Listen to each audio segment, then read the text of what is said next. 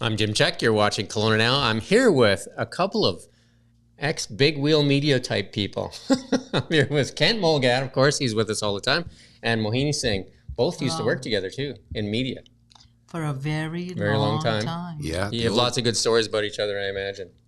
Yeah, Not good stories? Not stories we can tell right here? very few we will share here.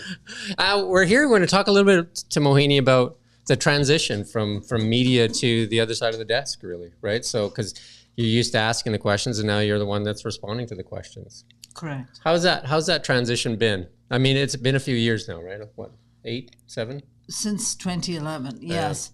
Prior to that, I had worked for the BC government, and prior to that, I was a journalist with Kent, and certainly. Was that back in the 60s? Maybe for Kent. I don't know if I was born then, but maybe for Kent.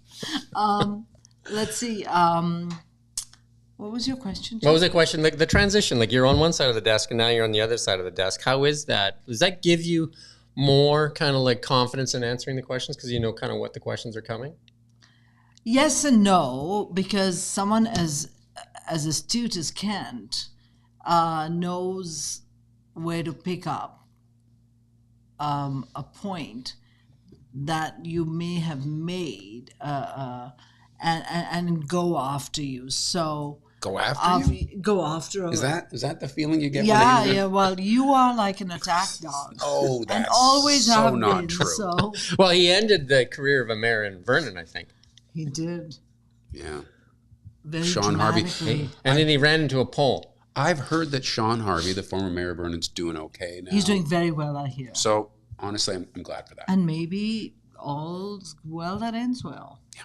There you go. It's all just chapters in a book. Right? So, as a journalist, you're looking for, and correct me if I'm wrong, Kent. I'm here to correct. Thank you. You're looking for the unsaid message.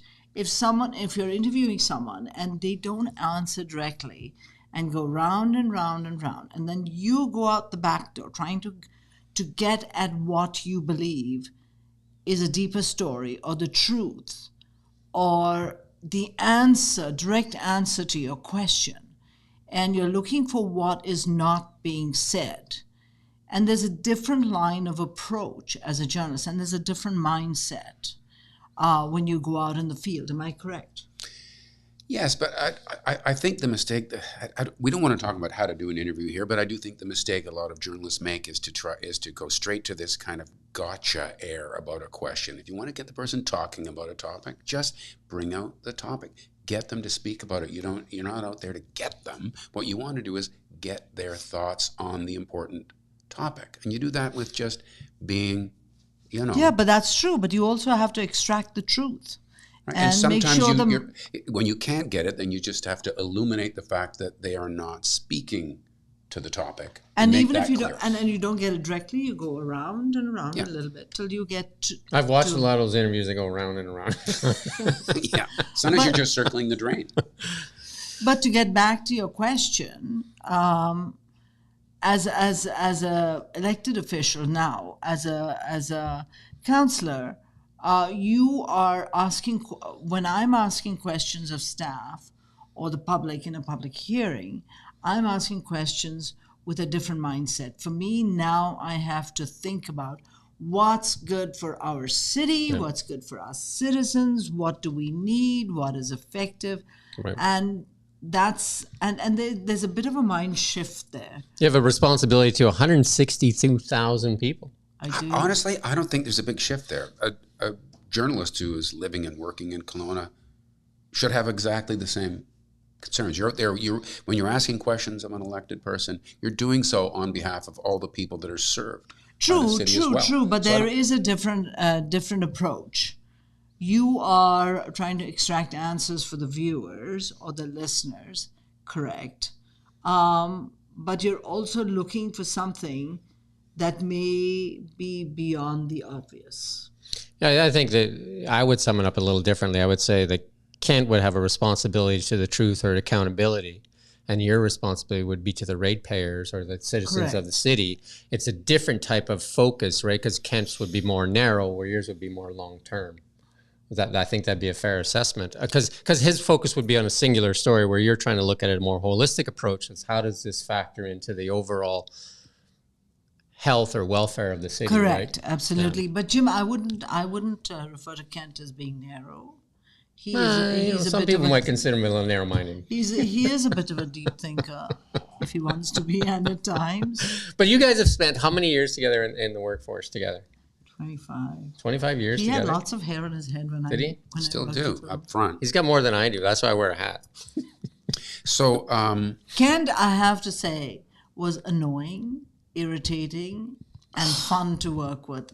All at the same time? All at the same time. Didn't know where that and was an absolute love. And an amazing reporter.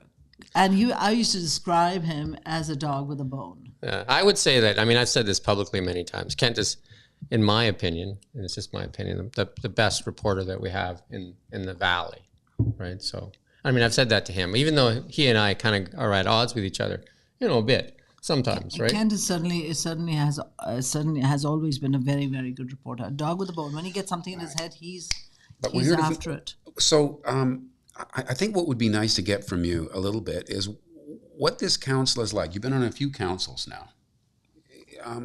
If you feel free to describe it, what's the kind of feel for this council in terms of how you interrelate with each other, and before maybe behind the scenes a little bit.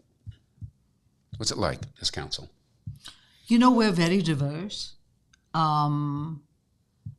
There are several points of view, and we may not all agree with each other. In fact, we actually I think in this term we've had more 5-4 votes than I have seen in the previous 3 terms. That is actually good. I think that's good, because sometimes I've heard it a little bit during this council, and quite a bit more towards the end of Colin Bazran's term as mayor, that there was a lot of backroom discussions to get everybody in agreement before a meeting, and I don't think that's necessarily healthy. That's not good. No, I disagree. I totally agree with you. I don't think that should happen. This is we're here to represent people. I have my own voice. There's no parties in municipal elections. But sometimes there can be times when behind the scenes there's efforts to get everybody on board with something, and maybe that's part of the democratic process. I'm not a big fan. Well, let's just ask that. Let's just ask that point blank. Do you feel pressure right now? No. In this current council, to vote aside as opposed to your opinion? I know where you're going with that question. No, I don't. I speak. And that's the point blank question. Have you had to protect that position? Have you had to say, no, I'll vote my own conscience? Not in this term. I haven't had no pressure. I do what I feel is right. And if you ask me why I voted that way, I will explain to you. Right. But there have been cases in the past where there have been discussions where this is the way the vote should look, kind of discussion. Yeah. But if it's not that, if it doesn't work for me, well, then so be it. Because I was voted in by people who believe in my values and my core ethics, and I have to be true to myself. Simple, right. Plain and simple. Well, you have a responsibility. Again, I'll say that number: 162,000 plus people in the city here. What are the biggest issues, do you think, that, like, from your mind, your perspective, that are facing Kelowna right now, and how do you think you add value to those decisions? Jim, Kelowna is not that different from other municipalities in British Columbia, the same size, relatively the same size, 75,000 and more. We all have the issue of finding affordable housing, and that is the key issue you hear, even at UBCM and places like that. That's what most people are talking about, most elected officials. And I'm not saying something that you all haven't heard before. The homeless situation, the crime situation, the concerns on that. These are issues that affect each one of us. Do you think your time in media helps you prepare to be more, like, to address those issues better? Like, because you've seen quite a bit more, you've seen the other side too. Right. So I think the differences, Ken, correct me if I'm wrong, the difference would be, if you were in my shoes, it would be cut the the baffle gab, let's get down to the issue. Right. Because that's what we would do. We would only have like a minute and a half to tell a story. You try to encapsulate it. So we have to just, get down and get to the nub of the issue right away. And that's one of those things that being in the media prepares us for, is helps us look for what are the key factors, what is the major issue here. This is the background, but that isn't everything. We have to get down to the heart of the issue. And The executive summary. Well, the nub of the executive summary. Yeah. So you touched on a few things there that I want to pick up on. The issue of people experiencing homelessness. There was a recent report to council, and you had some things to say about that. I liked what I heard. I liked the way Colleen Cornock, who's now in charge of this new section of the city that sort of took over from the Journey Home. Yes. What's it called? This social development. So yes. Really humanized it. Yes. Because too often I think we make the mistake of just saying, what are the numbers? How many? But there was a lot of talk there about individuals who had taken advantage of a roof over their heads and made positive change. There are 16 people who are working on it, and there are 2 people who have actually gone from a tiny home situation into society and are leading full lives. Like employment and everything. Exactly. And you know what? That is a sign of progress. That's a sign of us moving forward. But it doesn't happen overnight. It, as they say, it takes a village to raise a child. It takes the entire community to get vulnerable people back on their feet. Right. And we've taken a lot of heat over this. I know I have in the last few terms, because when this first happened, it's really not a municipal mandate. This is a federal provincial mandate, but it's on our doorstep. We have to do something. We cannot not do anything. Journey Home was one attempt at resolving the situation. That worked for a while. But then after that, we had to look at taking it forward. And that's where the social development department started. And it's working so well. Staff is so amazing about making sure our services that are being provided are just not data-driven, but human-driven. It seems like there's been a bit of an evolution there, that it's gotten better. I mean, just from my perspective, living in the city for 25 plus years, that there seems to be progress with the tiny homes and different things where there's actually people having a choice, at least, like having an option, right? Yeah. You know what I mean? Like, I think, and how does the city staff play in there? You've also changed city managers in the past, during your term as well. How is the city staff? Because I mean, they're the continuum that keeps running no matter what the mayor and council do, right? So they're doing a lot of the work in behind the scenes, and they're providing you with information that you have to make decisions on. But they do a lot of the work in the background, right? The previous city manager was amazing. He retired. He had been there a long time. That's Ron Matusi. Yeah. Ron Matusi. And now we have someone young, energetic, vibrant, very progressive, and is equally amazing, Doug Gilchrist. And he does have a very, very difficult job, because he is not only managing almost 1,000 employees. Mm-hmm. He's also answerable to council, and while we are answerable to the public. Yeah, he's the person that answers to you. He's the only employee you guys really have power over, is him, and then he controls the rest of the group underneath him, right? How the process works is we go to him. Yeah. He gets us the information. Yeah, you're not walking down to the sewer plant and calling out the boss of the sewer plant and saying, hey, what's going on? That would constitute political interference. Correct, yeah. So your job is he's the guy that reports to you, and then there has to be a process. Just to clarify, are you not allowed to ask a question of a person in some other department? Or are you supposed to just stay clear? A question like, how are you? Maybe if something comes up, say, in the sewer, department or something, and something you're not clear on. You wouldn't just say, "Hey, sewer guy, could you explain that?" Doug would bring him to council to answer questions. No. You would send an inquiry to Doug, to the city manager's office, and that would go to the right department. And you get the answer. Like, for example, if you call me and say there's a tree on public property and the roots are coming up under my driveway, I would take your concerns, send it forward to the city manager, or put it in the service request system. It goes directly to the person in charge, and your answer comes to you. Okay, so we've discussed Doug Gilchrist and his responsibilities. He's made provincial news with the size of his paycheck. Any thoughts on that? I mean, that he makes more than the premier by 100,000 or something. And probably more than the prime minister, but well, a little less. A little less than the prime 60,000 less than the PM. So, do you have any thoughts on that? Do we need to? No, if you compare it to other municipalities, I don't think he's high on the. Yeah, and I'm talking about under 75, over 75,000.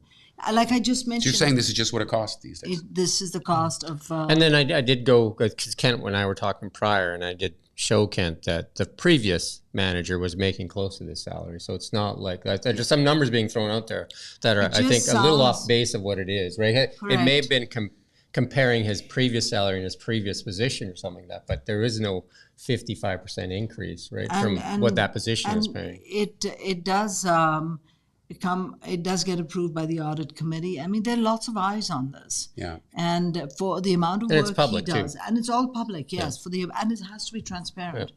And bear in mind, he's running a very, very big corporation. We're not a little village or a little town anymore. $2.4 billion. Exactly. There you go. There you go. Let's just talk a little bit about the future. I like the future. I'm a bit of a futurist. What do you see in Kelowna 10 years, 20 years out? Like, what do you see for our future? Well, I don't think our growth is going to slow down anytime soon. No. You know, the public is going to come. Our challenges are going to remain pretty much the same. Because really, Jim, look out of your window. Where can you develop? Where can you build any more housing? Is the challenge, in transportation, right? Those are the big two big ones. And I know you got in your OCP, there's transportation corridors where you're trying to densify those areas. And I guess that's... So once you densify an area, a person could live, work, and play within that same zone and not have to drive a car. Right. Okay, so let's bridge into something that a lot of municipalities are complaining about. The provincial government is forcing municipalities to encourage infill housing everywhere. The city of Kelowna was kind of ahead on that, so there doesn't seem to be a lot of friction between what Kelowna was already doing and what this legislation requires, but other municipalities don't like it. They feel like it's interference. What are your thoughts on that? Is the province, being a bully on municipalities? Well, I'll tell you what, one of the things from a positive perspective, I can say, I said earlier too, with regards to the homeless situation, you can't not do something. You have to try something. You have to. And with the homeless situation, with the housing situation, the allowing of 4 units on a lot, it is tight.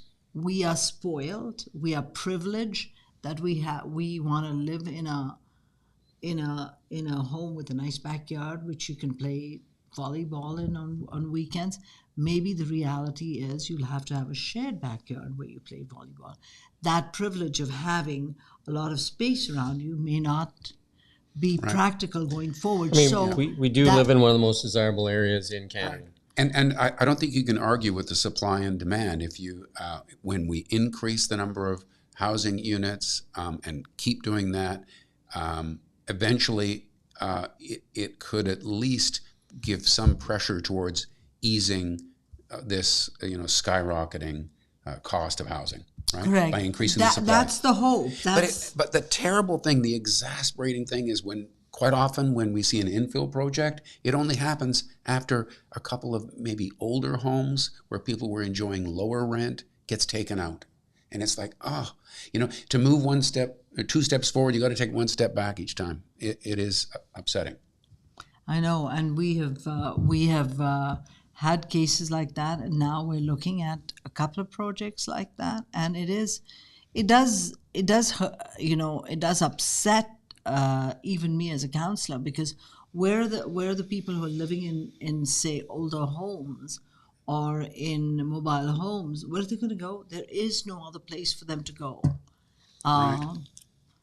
But there is no easy answer. It's not like I can wave a wand and say, We don't want to keep you here all day. I do want to know, like in your time remaining, and whether that's 2 or 3 more councils or as 4 in on this earth, on this council. On council. On the council. 2 years left. No, I'm just saying, like, if you run again, 2, I don't know how many more terms you want to do. Is there something that you want to accomplish, like yourself? Is there some kind of project that you say, this is what I want to kind of leave as a legacy?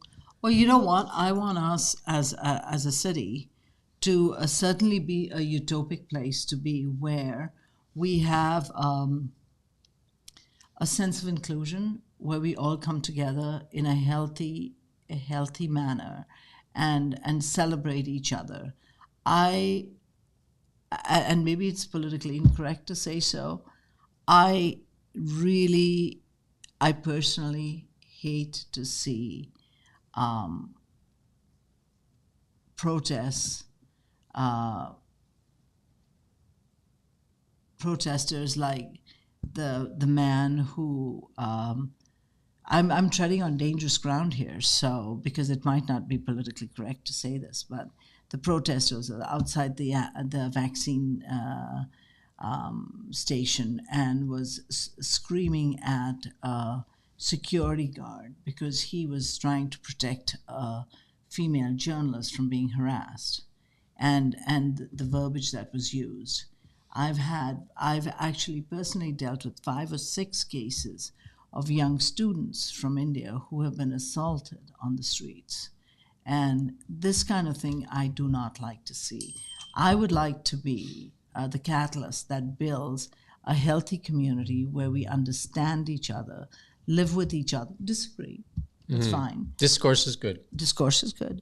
But let's do it in a healthy manner, and let's not get vile and vicious, because there's no place for that in society. That's one. And the other thing is, I've always been a big proponent of protecting our agricultural component. And I want to make sure that, and I spoke to this as well, I want to protect the industry for the sake of our city. And not just that, also find ways to protect the producer, because without the producer, there is no industry. And they are going through some rough times. These are some of the things that I've always been very vocal on. And of course, then there are other things the larger things like homelessness and housing. Well, those are the issues that are facing. I'm just saying, like, for yourself, like you talked about 2 issues that you would love to see a city that's more inclusive and more community driven.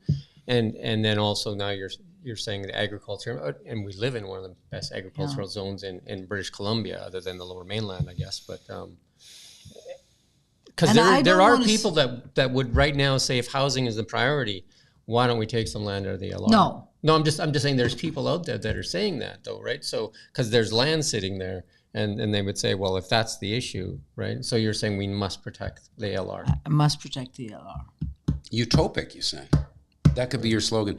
Vote for me, I'll bring utopia. You know, I think that's maybe... We don't want to keep you too long.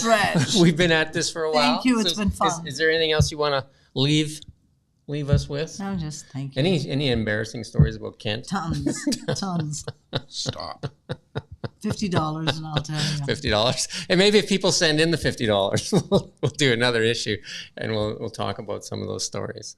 And I thank you for your time today. Thanks for coming in, Mo. Yeah, great pleasure. And thank you for watching Kelowna Now.